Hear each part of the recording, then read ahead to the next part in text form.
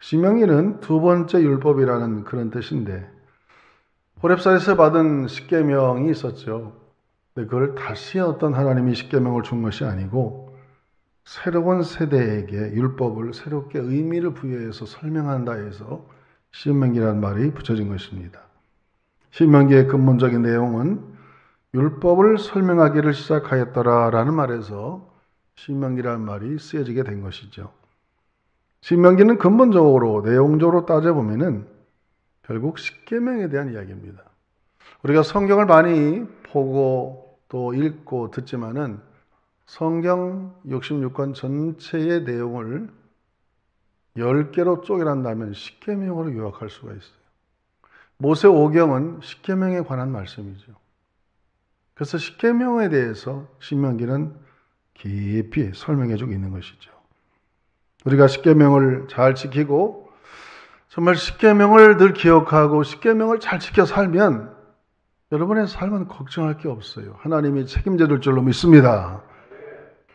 이것은 돌리비에 심겨졌던 두 돌판에 새겨졌던 말씀이지만 이 말씀이 이제 우리의 마음판에 새겨져서 우리가 모든 행동의 근거가 돼서 내가 뭔가를 할 때에 혹시 내가 십계명을 범하는 거 아니야?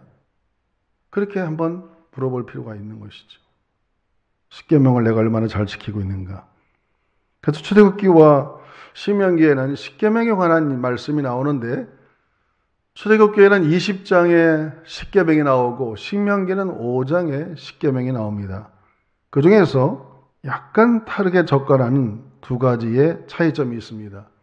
네 번째 계명 안식일을 거룩히 지키라 할 때는 출애굽기에서는 창조 질서에 의해서 모든 창조를 마친 다음에 마지막 날 하나님이 안식하셨다. 그런 의미에서 십계명을 안식일을 지키라고 그랬습니다. 출애굽기 20장 11절을 읽어보겠습니다. 출애굽기 20장 11절 이는 엿새 동안에 나 여호와가 하늘과 땅과 바다와 그 가운데 모든 것을 만들고 일곱째 날에 쉬었음이라. 그러므로 나 여호와가 안식일을 복되게 하여 그날을 거룩하게 하였느니라. 이것은 창조한 이후에 쉼을 가지려고 하나님이 안식을 떴다. 그러나 신명기에는 그와 조금 다르게 접근합니다. 신명기 5장 15절에 보면은 같이 읽어볼까요? 신명기 5장 15절 너는 기억하라 내가 애굽 땅에서 종되었더니 네 하나님 여호와가 강한 손과 편팔로 거기서 너를 인도하여 내었나니 그러므로 내 하나님 여호와가 내게 명령하여 안식일을 지키라 하였느니라. 이것은 구원해 준 사건에 관해서 안식일을 지켜라. 그러니까 출애굽에서 받았던 십계명과 신명기에서 나오는 십계명의 안식일의 차이는 창조적인 입장에서 볼 때 안식하고 신명기에 나오는 하나의 안식일은 구원받은 것에 대해서 감사하는 날로 하나님을 예배하라. 그런 의미시죠. 또 하나 10번째 계명 탐내지 말라. 여기에도 하나님께서 우리에게 조금 다르게 접근하는 걸 볼 수 있습니다. 출애굽기 10장 17절에 보면 이런 말씀하시죠. 17절 읽어볼까요? 내 이웃의 집을 탐내지 말라.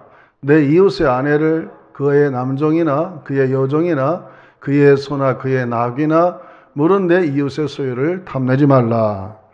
이렇게 이것은 남의 것을 탐내지 말라. 그리고 아내도 탐내지 말라 했는데 신명기에는 광야 생활을 하다 보니까 약간 상황이 달라진 것 같습니다. 신명기 5장 21절 읽어보겠습니다.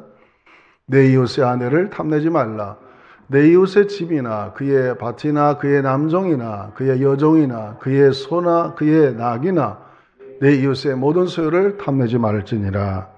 아마 광야 생활하면서 그때 상황이 이웃의 물건을 훔치는 것보다는 아내를 그런 탐내는 그런 일이 있어서 약간 그것을 순서를 바꿔서 기록해 놓은 것, 요 정도의 차이가 있지 거의 내용은 같은 것이죠. 그래서 출애굽기의 십계명은 시내산 언약이라고 하고 신명기에서의 십계명은 40년이 지나서 모압 평지에서 이제 1세대는 다 죽고 2세대들에게 새롭게 이 말씀을 설명해 주는, 그래서 그것은 모압의 언약이다. 이렇게 별명이 붙여지고 있습니다. 그래서 우리는 이것은 내용이 다른 것이 아니고 십계명을 선포한 장소가 달라질 것이다. 이렇게 생각하면 되는 것입니다. 그래서 하나님은 언약을 한번 체결하면 끝내시는 분이 아니라 그 언약을 보존하고 때로는 그 언약에 대해서 다시 재론하기도 하고 또 개념이 약화되거나 그 언약을 새롭게 갱신하기도 합니다. 하나님의 말씀은 한번 말씀에서 끝나는 것이 아니고 계속 다시 반복하고 또 그 언약에 대해서 사람들의 마음이 약해지면 그것을 다시 갱신하시는 그런 하나님을 우리가 보게 되는 것이죠. 그래서 신명기는 사람들이 40년 동안 다 1세대가 죽고 2세대만 살아있는데 그 사람들에게 가나안 땅에 들어가서 어떻게 살아야 될지에 대해서 다시 한번 재론하면서 언약을 갱신해 주시는 그러한 신명기라 볼 수가 있는 것이죠. 이스라엘 백성들은 6월절, 유대력으로 말하면 오늘날로 말하면 정월 14일 6월절을 지나면서 그들이 광야를 떠났고 애굽을 떠나서 3개월 만에 시내산 호렙산에 도착해서 그 다음에 2월 20일까지 이제 광야에 머무르게 되는데 거의 1년 반 이상 지났습니다. 이제 하나님께서 오늘도 말씀하시기를 6절과 7절, 8절, 오늘 저는 본문에 6절과 7절, 8절에 대해서 이 말씀 세 본문을 가지고 세 구절을 가지고 집중적으로 한번 변화에 대한 얘기를 해보려고 합니다.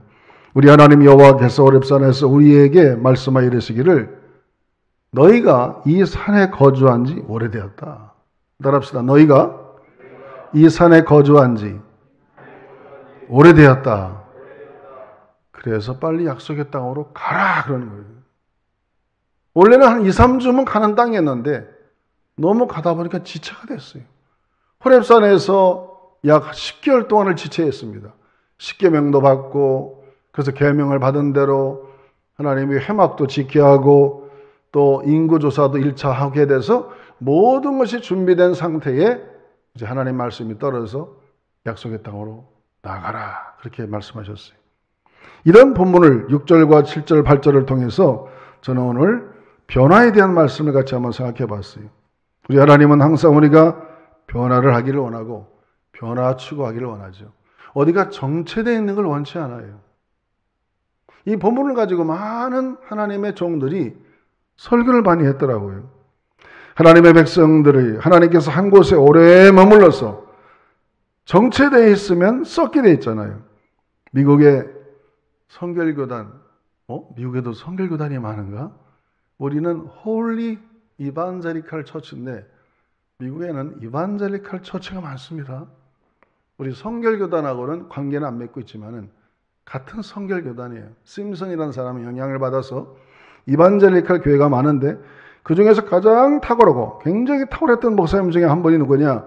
A.W. 토저라는 목사님이 있습니다. 그 책이 많이 번역도 되죠.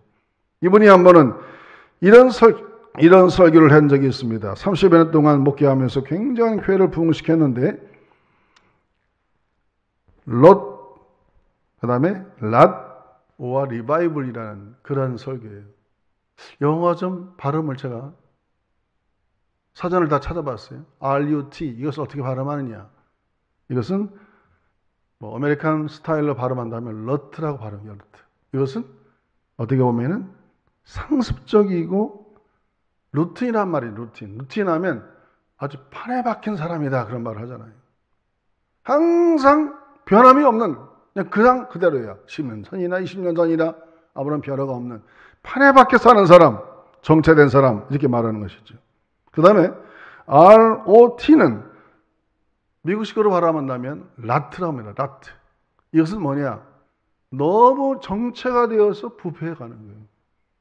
여러분도 오늘 얼마 집에 가서 사전을 찾아보면 아주 너무 정체되어서 거기서 완전히 부패에 썩어져 가는 걸 말하고 있죠. 그리고 오와 리바이벌, 부흥이라는 거예요. 새롭게 부흥하는 거죠. 정체될 것이냐, 썩어질 것이냐, 부흥하는 삶을 살 것이냐, 선택하라 그런 얘기죠. 그래서 이 A.W. 토저 목사님은 기독교에 있어서 최고의 적이 뭐냐? 자유주의 신학이 아니라는 거죠. 기독교에 있어서 최고의 적은 자유주의 신학이 아니고 그냥 루틴, 팔에 박힌 대로 그냥 정체되어 있는 게 가장 적이다. 여러분 자유주의 신학은 신이 없다. 성경도 하나님의 어떤 그 신성을 자꾸 난도질하고 하나님의 십자가의 사건도 때로는 부인하고 출애굽 사건도 아니다. 물이 없어갖고 그냥 무릎하러 걸어간다. 뭐 희한한 얘기를 합니다. 하나님의 계시를 완전히 난도질화해서 하나님의 말씀을 너무나 약화시키는, 계시를 약화시키는 그런 주의가 자유주의 신학인데, 그것을 신학대학에서 배웠다 해도 그렇게 설교할 사람이 있을까요? 그러면 성도들이 그걸 듣겠습니까? 그러니까 자유주의 신학자가 문제가 아니에요. 아무리 우리 자유주의 신학자 하면 변선한 교수라고 옛날 감시인데 있었죠. 미국에서 공부한 독일파들이죠. 너무나 이 자유주의였습니다. 나중에 다 학교에서 나중에 난 쫓겨났어요.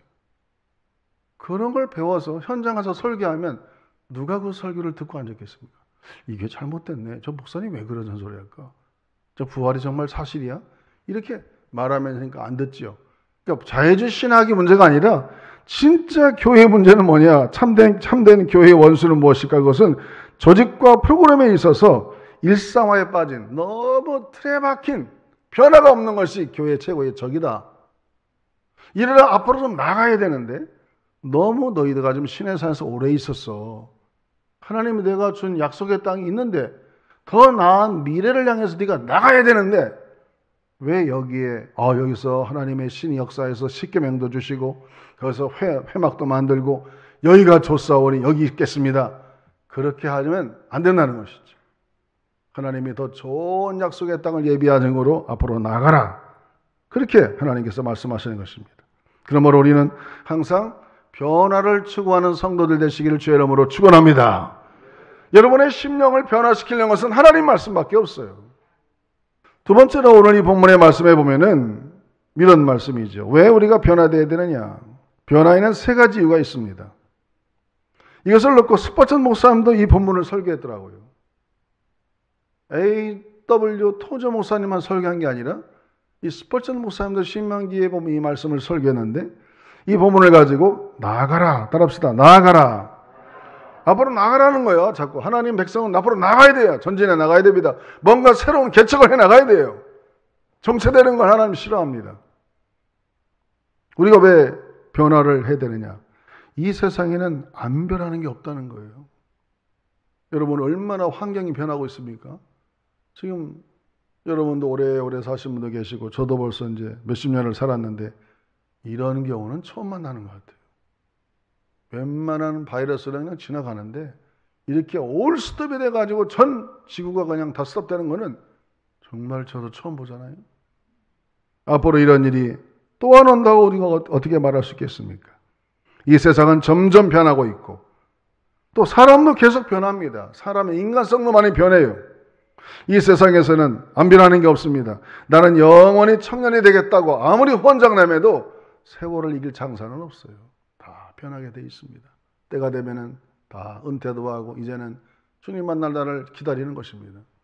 그걸 인정해야 되지. 그걸 인정 안 하면 본인만 상처받는 것이죠. 받아들여야 되는 거예요, 변화를. 또 변화라는 것은 나쁜 것만이 아닙니다. 변화는 많은 유익을 줍니다. 다 합시다. 변화하는 것은 많은 유익을 준다. 여러분 변할 때 얼마나 많은 유익이 있습니까? 변한다면 우리나라 사계절처럼 자꾸 변할까요? 봄철 날씨처럼 변화무쌍할까요? 아주 지난주까지는 따끈따끈하더니 갑자기 며칠 추우니까 저도 감기가 좀 와가지고 약을 먹었어요. 몸이 그냥 추운 거예요 이게. 그래서 정말 한국 이 사계절 날씨가 대단한 변화를 주는구나. 겨울에는 그냥 얕은 겨울이 있는가 하면 아주 센 겨울이 있고 여름에도 웬만한 더위가 있는가 하면 아주 더운. 저는 그래서 우리나라 계절을 저는 6계절이었어요. 6계절. 4계절이 아니에요. 여름 더울 때는 한 발짝만 걷기도 힘들어요. 얼마나 더운지 땀이 쑥 나고. 그런데 그것이 얼마나 우리 한국 사람에게 좋게 하는지 아십니까? 여러분 우리 한국처럼 이렇게 계절이 뚜렷하게 변하는 나라가 세상에 많지 않습니다. 어떤 나라는 1년 내내 따뜻해요. 어떤 나라는 1년 내내 춥습니다. 근데 우리는 너무나 변화가 많기 때문에 코리아는요 어디 가도 적응을 잘하는 거예요. 할렐루야. 한국 사람은요, 사막에 갖다라도 산다고 그래요. 왜? 그 뜨거운 여름을 견뎌봤거든. 저 알래스카 갖다라도 삽니다. 우리 교회 알래스카에서 이렇게 낚시터 해주는 사람도 와요, 가끔. 알래스카 살만해요? 좋습니다. 목사님 놀러 오세요. 저한테 그래요. 제가 그래서 얼바인 밑에 라고나 니겔에서 목회할 때 국제결혼한 몇 부부가 있었어요. 그 중에 한 분은 최두순 집사님이 계셨는데 아주 그냥 키가 조그만하고 이쁘장하게 생겼어요. 남자는 백인인데 키가 1m 95예요. 이 뭐 언밸런스 이게. 그래서 아니 집사님 어떻게 저 남자 만났어요? 제가 물어봤더니 저 미팔군 용사에서 뭘 근무하고 있었는데 그분이 막 군인으로 왔던 명이 그래서 만나게 됐어요. 미국 가서 살게 되죠. 아들 둘 낳고 사는데 처음에는 영어도 잘 못해가지고 얼마나 무시당했는지 모른다는 거예요. 그런데 한국 여자들 무섭습니다. 1, 2년만 가서 적응해보세요. 금세 영어 잘하고요. 우체국 취직해서. 이 남자는 나이도 몇 살 젊은 남자인데 별로 능력이 없어, 이 사람. 그래서 이 와이프가 확 휘어잡고 사는 거예요. 집안을 다 그냥. 이 와이프가 없으면 이 남자는 어떻게 존재 가치가 없는 거예요. 아, 그런 걸 보면서 우리나라의 이런 변화물상한 이런 사계절의 변화가 우리의 때로는 힘들고 어렵지만은 우리가 전 세계로 나가서 뭔가 할 때는 굉장한 유익이 있다 이것이죠. 그래서 세계에서도 머리를 조사해보면 IQ를 조사해보면 아마 우리나라 IQ가 세계에서 최고로 좋다고 그러는데 이것은 축구 덕구를 계속 하다 보니까 사람들이 영특해지는 것이죠. 왜? 그 환경에 적응해서 생존하기 위해서는 변화할 수가 없는 겁니다. 그러므로 우리는 변화를 부정적으로만 생각할 것이 아니라 긍정적으로 생각해서 이 변화하는 시대 속에 잘 적응하시기를 주님의 이름으로 축복합니다. 마지막으로 우리는 변화는 해도 부정적 변화가 있고 긍정적 변화가 있습니다. 어떤 사람은 변화가 돼도 나이가 들어갈수록 더 성화되고 정말 하나님 말씀적으로 온순하게 변하는 사람이 있는가 하면은 어떤 사람은요 갈수록 태산이요. 여러분 갈수록 태산이라는 말이 알죠? 변화가 되는데 이건 너무 이상한 변화를 가져오는 것이죠. 이 코로나로 인해서 너무나 사람들의 설교를 듣기 딱딱하니까 제가 재미있는 얘기 한번 해볼게요. 어떤 중년 여인이 갑자기 심근경색이 생겨서 집사님이 병원에 응급실을 찾아갔습니다. 막 심장이 이게 안 뛰니까. 위기 상황이라 하나님께 얼마나 기도하는지 모르고 하나님 내가 벌써 죽을 때가 됐습니까? 나 좀 살려주면 안 되겠습니까? 막 기도하는데 하나님의 응답이 왔어요. 너 앞으로 40년은 더 산다. 할렐루야! 이야, 40년 보장받았으면 얼마나 좋겠어요. 그래서 이제 뭘 뽑아 넣었겠지, 심을 심고 신공양생을 다 해결한 다음에 앞으로 40년을 더 살아야 되니까 퇴원을 좀 뒤로 밀어놓고 성형외과에 가가지고 얼굴을 싹 다 뜨고 쳤어요. 왜냐하면 40년 더 살아야 되니까. 그리고는 이제 다 완전히 고친 다음에 퇴원을 하는 날짜를 받아서 퇴원해서 병원 앞에서 횡단보도를 건너다가 교통사고로 죽어버렸어요. 그래서 하늘에 가서 하나님께 따졌다는 하나님. 아니 나한테 40년을 더 산다고 응답을 줬는데 왜 이렇게 나를 이렇게 금방 올라오게 했습니까? 야, 네가 너무 변해가지고 너를 알아보지 못했다는 거예요. 너무 바뀌니까 너무 변했으니까 이 사람인지 분간을 못한 거죠. 참 묻지 못할 이야기지만 여러분 만약 병원에 가서 하나님께 기도해다 응답받아 너 앞으로 15년 더 살 거다 하면은 그냥 그대로 나오세요. 자연 그대로. 성형외과 찾아가서 얼굴 치지 말고 있는 그대로 사는 게 좋은 거예요. 이건 변화가 너무 잘못된 변화야. 꼭 그렇게 육적으로 변화되겠어? 40년을 더 살아? 야, 이제는 두 번째 인생이지. 그래, 내가 선교도 하고 참 못 사는 나라 가서 내가 교회도 지어주고 그동안 하나님 나에게 축복을 많이 주었는데 그 돈을 가지고 하나님의 교회에 세우고 내가 정말 이제 보람된 삶을 살고 그동안은 나를 위해 살았다면 내가 남을 위해서 정말 살아야겠다. 주의 나를 위해서 살아야겠다. 이런 생각을 했다면 그 사람 교통사고로 안 죽었을 거예요. 너무 잘못된 변화예요. 그래서 우리가 어떻게 하면 바람직한 변화를 할 수 있을까? 오늘 본문에 나옵니다. 바람직한 변화는 첫째로 하나님의 말씀에 인존을 받고 변화하는 거예요. 따라합시다. 하나님의 말씀에 인존을 받고 변화하자. 하나님의 명령을 우리가 순종하는 게 진짜 변화예요.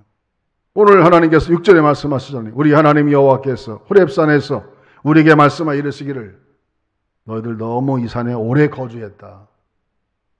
보따리 싸라. 사람이 오래 정치하다 보면 썩는다. 변화한다. 부패한다 이거예요. 빨리 이 땅을 떠나라. 그 땅을 떠나는 목적은 거기가 나빠서가 아니에요. 호렙산은 하나님의 십계명을 받은 데요. 거기서는 하나님께 예배드리는 장소였고 너무너무 행복한 시절이었죠. 하나님의 임재를 여러분 많이 느꼈죠. 그러나 그들의 최종 목적지는 호렙산이 아니었잖아요. 그들의 최종 목적지는 저 가나안 땅, 아브라함과 이삭과 야곱을 통해서 약속했던 그 약속의 땅, 그 더 좋은 미래가 있기 때문에 그곳으로 나아가라 그렇게 말씀하시는 거예요. 하나님 명령을 우리가 순종하는 거예요. 하나님은 항상 우리에게 앞으로 나아가라, 전진해라, 더 발전을 해서 나가라 그러지 너 그냥 거기 있어라, 정체되어 있어라 이런 성경은 없습니다. 하나님은 항상 우리를 전진해서 나아가서 더 좋은 목적지를 향해서 하나님이 예정하신 그 좋은 땅을 향해서 앞으로 나아가라고 하는 이런 하나님의 명령에 변화를 갖고 순종하면 진정한 바람직한 변화가 되는 것이고, 마지막 하나는 또 하나님의 섭리 인도가, 하나님의 섭리가 있어야 됩니다. 따라합시다. 하나님의 섭리가 환경으로 있어야 된다. 하나님 말씀의 명령이 떨어지면 거기에는 반드시 뭔가 사인이 와요. 사인이. 구름과 불기둥이 쫙 일어나는 거죠. 구름과 구름이 일어나서 쫙 움직이니까 그걸 따라가는 것이죠. 꼭 기도원이 사사기 6장에 보면은 너무 단맥이 부족한 사람인데 하나님이 이 큰 용사야 네가 미디안을 쳐서 이스라엘을 안정시켜라. 아이고 하나님 나는 못합니다. 나 너무 약한 자예요. 아니야 너는 할 수 있어. 내가 어떻게 합니까? 너 저 미디안 전쟁을 해야 되는데 아이고 나 못 갑니다. 하나님 표정을 보여주세요. 내가 양털 한 뭉치를 가질 테니까 땅에다 놓으면 이스라엘 땅은 사막이라 이슬이 많이 내리거든요. 요 양털에만 이슬이 맺히게 하고 옆에 주변의 땅은 보송보송하게 마르게 해주세요. 그랬더니 차고는 아침에 가보니까 정말 확 짜니까 물이 쭉 나오는 거예요. 하나님 해주셨구나. 하나님 죄송합니다. 한 번만 더 할게요. 이번에는요 이 양털 한 뭉치는 뽀송뽀송하게 해주시고 땅만 다 이슬로 적게 해주세요.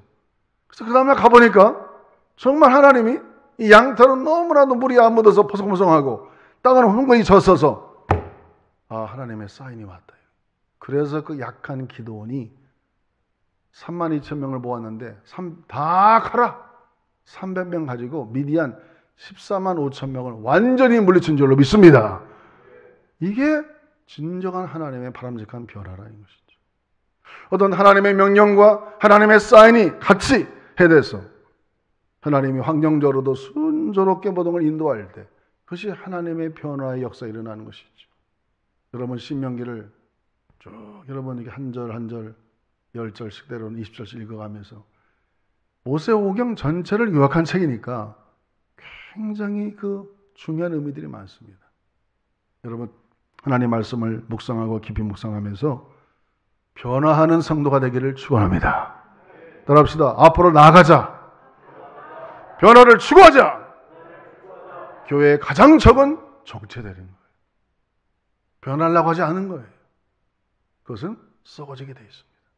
그럼 우리는 뭔가 앞으로 약속의 땅을 향해서 더 나은 미래를 향해서 나아가는 이 하나님의 백성, 그래서 하나님께 큰 은혜를 받는 우리 모두가 되기를 주의 이름으로 축원합니다.